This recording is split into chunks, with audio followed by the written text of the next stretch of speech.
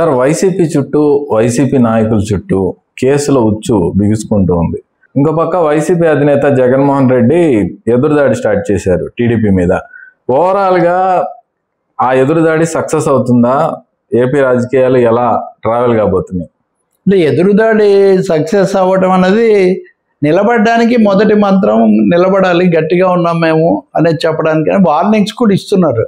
మీరు మూల్యం చెల్లించాల్సి వస్తుంది, మీరు ఏదో అనుకుంటున్నారు. ఈ పద్ధతిలో జగన్ ఒక్కడే కాదు, రోజా, అంబటి రాంబాబు, ఇలా వరుసగా పార్టీ నాయకులు, పేర్నాని ఇత్యాదులు, ఇప్పుడు బొత్స కూడా మాట్లాడారు. జరిగేది ఏంటంటే మీరు అన్న కేసుల ఉచ్చు, అది నిజమే. లిక్కర్ స్కామ్లో స్కామ్ ఉందా లేదా వాళ్ళు ఏం చెప్పినా లిక్కర్ జరిగిందంటే విజయసాయి రెడ్డే ఉన్నాడు, మా ఇంట్లోనే సమావేశం జరిగింది, డబ్బులు నేనే సమకూర్చాను, వీళ్ళందరూ కలిసి చేశారు, ఈ కంపెనీలు ఇంకా చెప్పడానికి ఇంకా చెప్పంది ఏముంది దాంట్లో.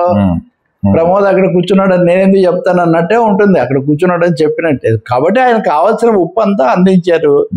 తర్వాత జగన్ పేరు కూడా చెప్తారు, ఈ డబ్బంతా అక్కడికే చేరిందని ఒక థీరీ తేవడానికి వీళ్ళు ప్రయత్నం చేస్తున్నారు. ఇవన్నీ అక్కడికే దారితీస్తున్నాయని 2-3 కుంభకోణాలు.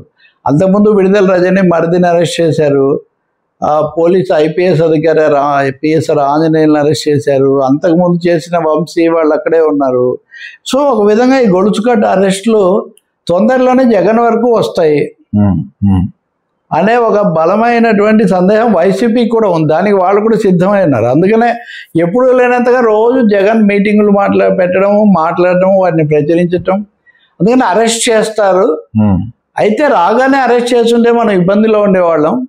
ఇప్పుడు ఏడాది కాబోతూ కొంత అసంతృప్తి పెరిగినప్పుడు అరెస్ట్ అయితే మనం కొంత సానుభూతి కూడా తెచ్చుకోవచ్చు అనే ఒక వ్యూహంలో కూడా వాళ్ళు ఉన్నట్టు చెప్తారు. కానీ తప్పకుండా వైసీపీ రాజకీయంగా వాళ్ళు సిద్ధం అవుతున్నారు, జగన్ అరెస్ట్ చేస్తారు అని. వీళ్ళు ఎందుకు ఆలస్యం చేశారని కూడా వైసీపీలో టీడీపీలో రెడ్ బుక్ అభిమానులు వాళ్ళు అంటున్నారు. అంటే మనం పక్కా ఆధారాలతో అరెస్ట్ చేయాలి.